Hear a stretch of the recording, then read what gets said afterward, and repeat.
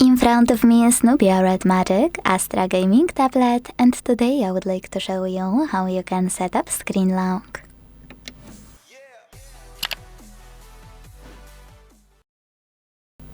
First of all, go into settings and scroll to click on this section called security and privacy.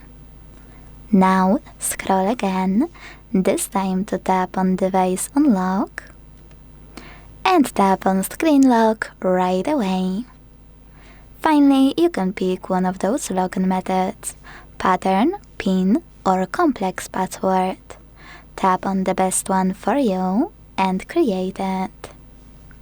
If you made a mistake, don't worry, hit clear at the bottom left corner and redo it.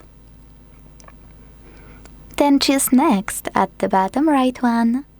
Repeat it to confirm it and tap on confirm. So when I go back, switch off my tablet and turn it back on,